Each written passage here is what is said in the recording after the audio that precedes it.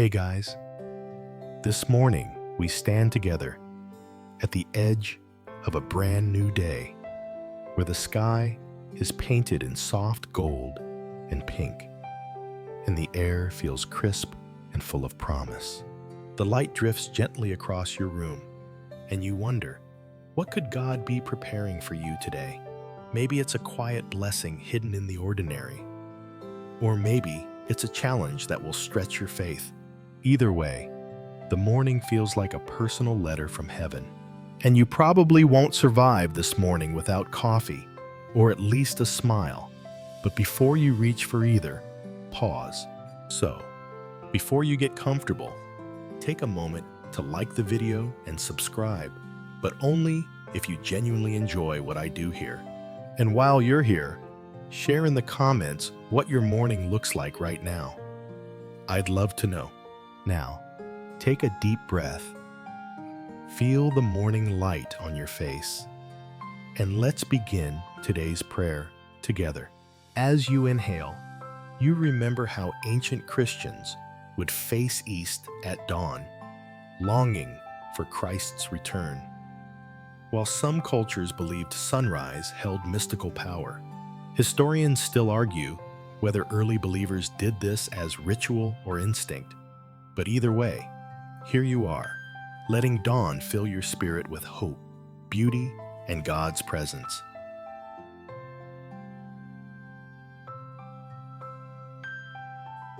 You stand at the window, watching how the first rays of light chase away the shadows, and you remember the promise from Lamentations that God's mercies are new every morning.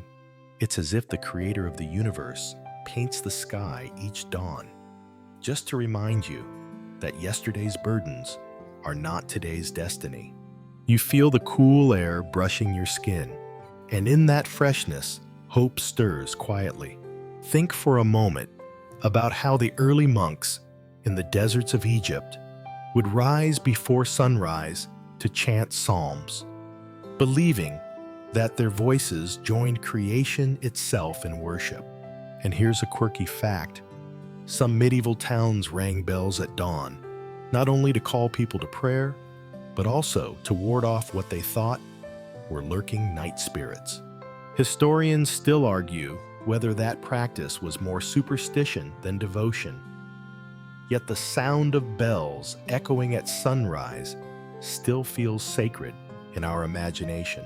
So, as you lean into this morning, imagine God's hand writing a new chapter just for you, filled with grace. You don't have to earn, and love you cannot lose. You ask yourself, what mercy is God placing before me today, waiting to be unwrapped like a hidden gift? You breathe slowly, and the rhythm of your chest rising and falling reminds you of a truth too easily forgotten. Every breath is a miracle. The gentle sound of your heartbeat keeps time with the quiet hum of morning life outside, and suddenly you realize how much of your existence is sustained without your effort. Early rabbis once taught that each breath of life was like pronouncing God's name, a whisper of the divine flowing through your body. On the other side of history, there's a quirky note. Some Renaissance doctors believed people only had a fixed number of breaths in their lifetime, so they recommended speaking less to save them. Historians still argue whether that was serious medical advice or more poetic philosophy, but it highlights how precious each breath feels at dawn. You let your lungs fill with cool air, and you thank God that life itself continues to flow through you. This quiet gratitude steadies your heart, because if He sustains your breath, He can surely sustain your day. And as you stand here, you recognize that the unseen miracles, lungs expanding, heart pumping, blood flowing, are themselves daily reminders of His loving protection. Each inhale, each exhale is His gift, whispering, "I am with you." You glance at the table where your breakfast waits, maybe something simple like bread and fruit, and you smile because even these small provisions are extraordinary when you pause to notice them. The roof above your head, the chair you sit in, the warmth of clean water, all of it sings of God's quiet faithfulness. In ancient Israel, manna fell from heaven each morning, reminding the people that daily provision was a miracle, not an entitlement.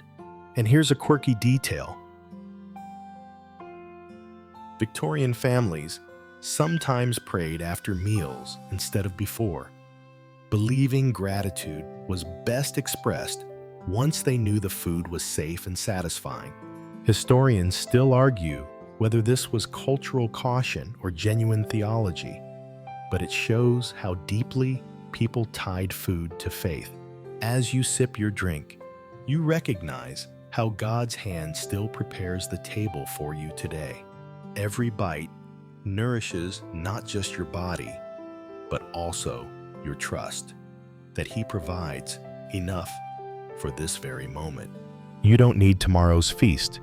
You only need today's bread, given fresh and full of love. And in that truth, the simplest joys, the laughter over a meal, the warmth of a blanket, the soft glow of morning, become evidence of His kindness covering you. You think about the faces that make your life meaningful.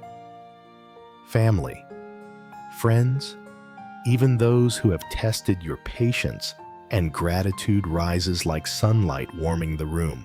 Love and connection are never guaranteed, yet here you are, held in a network of relationships that reflect God's own heart. In the early church, believers called each other brothers and sisters, choosing family language to show that faith created bonds stronger than blood. And here's something quirky. In medieval villages, neighbors often shared a single communal oven, so bread wasn't just food, but a daily act of togetherness.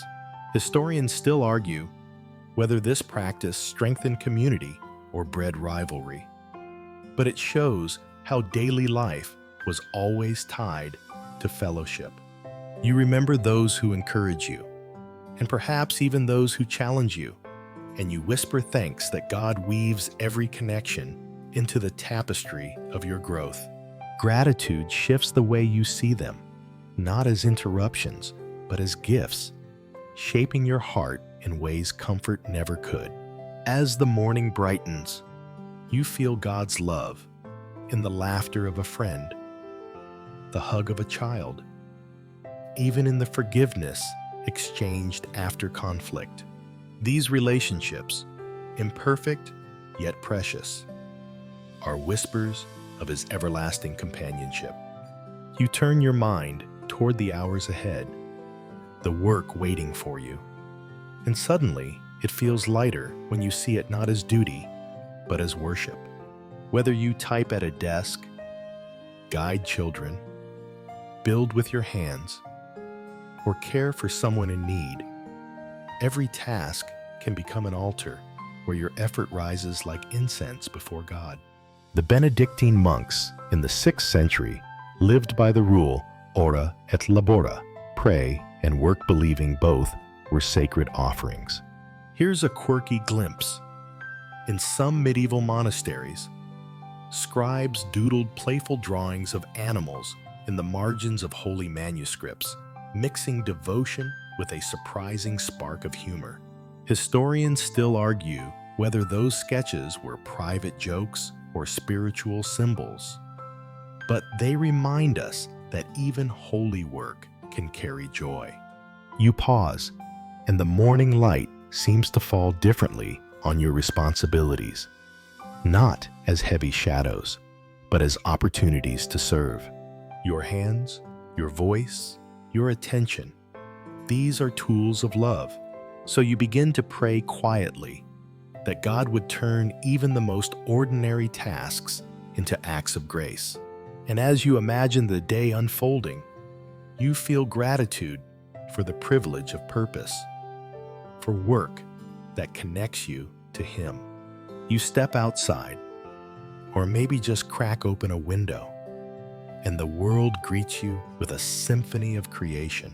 The morning breeze brushes your face. The sky stretches wide in soft blues, and a bird's song feels like a personal hymn written just for you. Scripture says, "The heavens declare the glory of God," and you sense it right now in every shimmering leaf and streak of sunlight.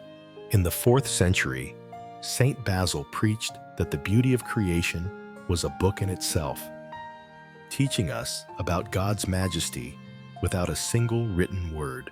And here's a quirky piece of lore. Some Renaissance gardeners swore that talking kindly to plants at dawn made them grow faster, as if creation longed to be spoken to in love. Historians still argue whether that was science or superstition. Yet the idea that words of kindness nurture life resonates deeply. You breathe in the crisp air, noticing scents of dew, grass, maybe even morning coffee drifting nearby, and you marvel that God designed a world filled with delights for every sense. Gratitude blooms as you realize that each sunrise is not just a backdrop, but a reminder. Creation itself joins your morning prayer, singing with you of His glory. You recall that gratitude shines brightest, not in ease, but in hardship. And your heart steadies as you think of those who gave thanks in the darkest valleys. The Apostle Paul, writing from prison, declared, "Rejoice in the Lord always," teaching that joy does not depend on chains or freedom. And here's a quirky account. Some medieval pilgrims carried small stones in their shoes, intentionally creating discomfort as a reminder to give thanks even when walking hurt. Historians still argue whether this was a discipline of faith or needless self-punishment, but the idea lingers. Gratitude can coexist with pain. You pause, remembering moments when life felt heavy, and yet, looking back, you see God's fingerprints guiding you through. The morning sun feels warmer now, as if whispering that trials are temporary, but His faithfulness endures. Gratitude in suffering doesn't mean pretending the hurt isn't real. It means trusting that even in the breaking, God is shaping something beautiful. You stand in that truth today. Whatever burdens the hours ahead may hold, you choose to enter them with thanksgiving.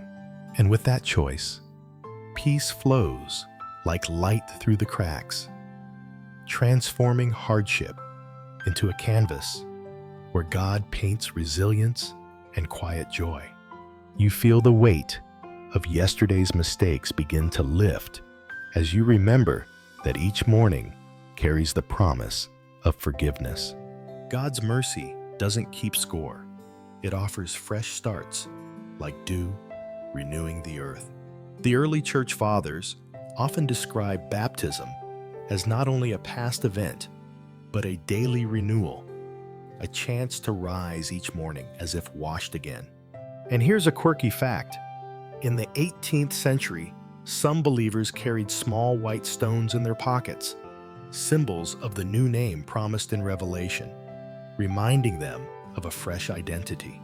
Historians still argue whether that was purely devotional or partly fashionable, but the habit carried powerful meaning.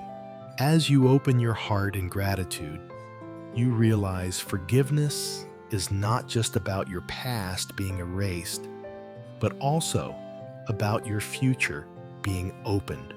The mistakes of yesterday no longer define the story you are stepping into today. The morning sun seems brighter, more personal, as if God Himself is whispering, "This is your new beginning." And you smile because grace means you don't have to be perfect to be loved. You only need to keep walking forward, knowing that forgiveness is the key that unlocks joy in the morning.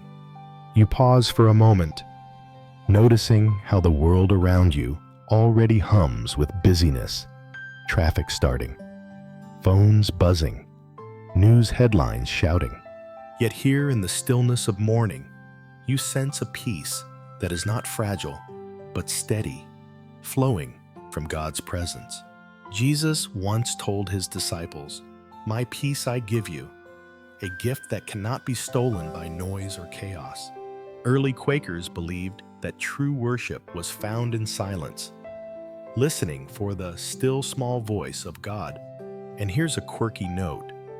In some ancient villages, people tied little bells to their doors, believing the gentle chime would chase away unrest as the day began.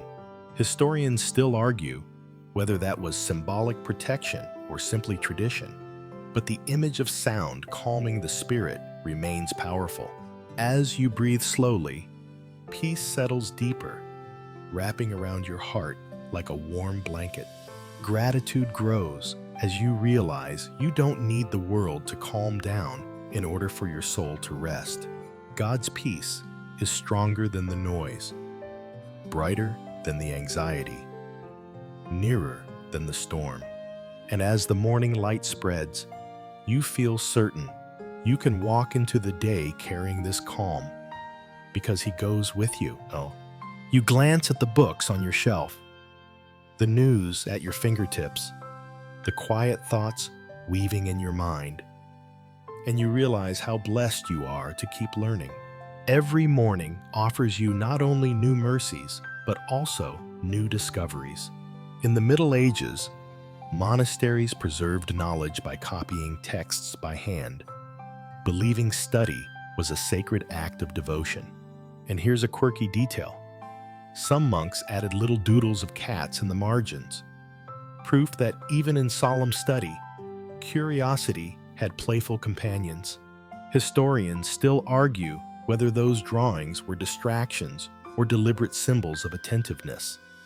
But either way, they remind us that learning has always been human and holy.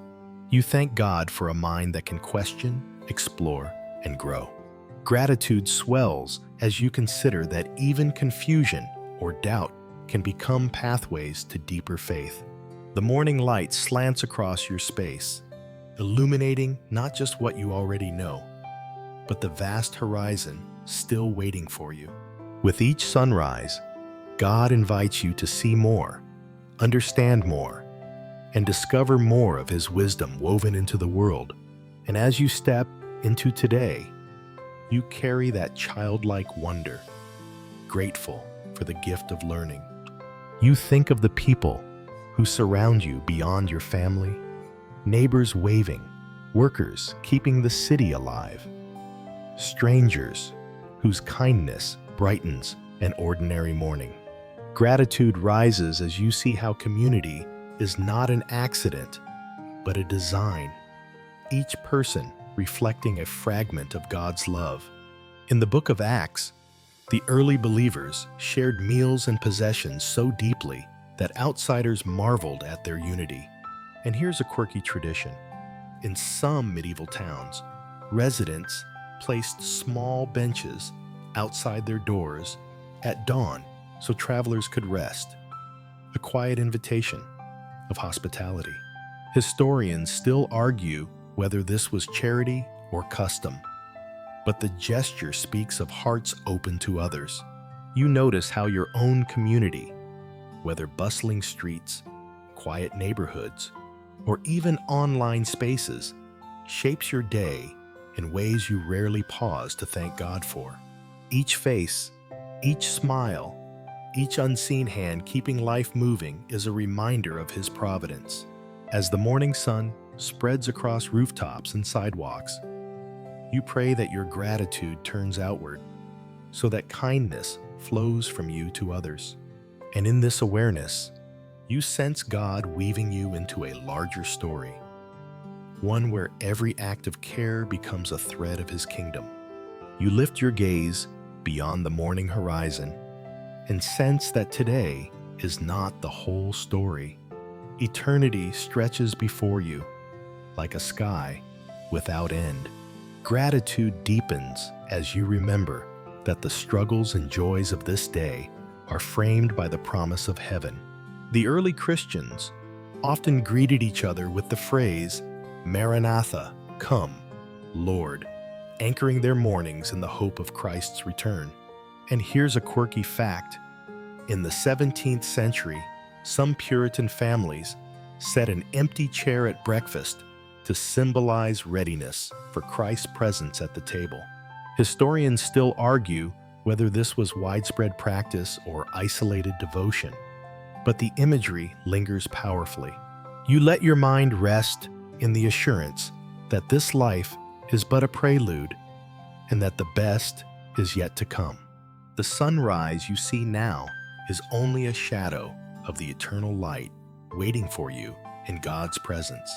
Gratitude swells because even sorrow carries meaning when seen through the lens of forever.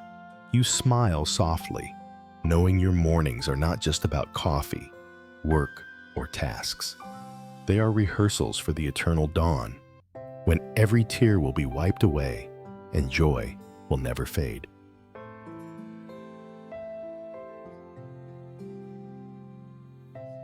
You draw in a breath, and what fills your chest is more than air. It is grace itself, the unearned love of God, flowing like sunlight into every hidden corner of your life. Grace means you are not defined by your flaws, but by His faithfulness. In the 5th century, Augustine wrote of grace as love poured into hearts, shaping every morning as a new encounter with God's mercy. And here's a quirky tidbit. In medieval art, grace was sometimes painted as golden rays descending onto people's heads, a visual reminder that heaven's favor could be seen as light itself. Historians still argue whether those images were theological precision or artistic imagination. But either way, they remind you of this very morning. The glow that touches your skin feels like a picture of God's generosity. Gratitude expands as you realize that grace is not just a theological word. It is the strength that steadies you when you falter, the kindness that lifts you when you stumble, and the courage that walks beside you when the path feels steep. You smile, warmed by the thought that today you don't carry life alone. God's grace overflows, and it is more than enough. You step into the rhythm of the day, carrying with you a heart tuned to gratitude, and you pray that thankfulness will spill outward into every word and gesture. Gratitude is never meant to stop at the edges of your soul. It is meant to ripple, touching the lives of others. In the first centuries of Christianity, believers were recognized by their joy and generosity, often caring for the sick during plagues when others fled. And here's a quirky story. In 19th century rural villages, some people tied bright ribbons to their doors in the morning as a cheerful signal of welcome and goodwill. Historians still argue whether this was a tradition of faith or simply neighborly habit, but it reflects the same desire you carry now, to let the spirit of gratitude color how you move through the world. As the morning light fills your space, you ask God to make your thankfulness contagious, so that peace and joy spill into every interaction. Gratitude becomes your language, your smile, your touch of kindness, turning the ordinary into a vessel of divine love. And with that prayer, you feel ready. The day ahead is not just another day. It is an offering of gratitude lived out.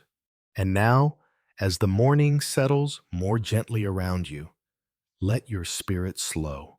The sunlight lingers like a blessing across the horizon, and you rest in the certainty that God's presence surrounds you. Each step you take today carries the fragrance of gratitude, the calm of peace, and the strength of grace. Whatever comes, whether joy or challenge, you are not alone, for His hand holds you steady. Breathe deeply, smile softly, and know that this morning prayer continues to echo through every hour ahead. May God's love and protection follow you closely, today and always.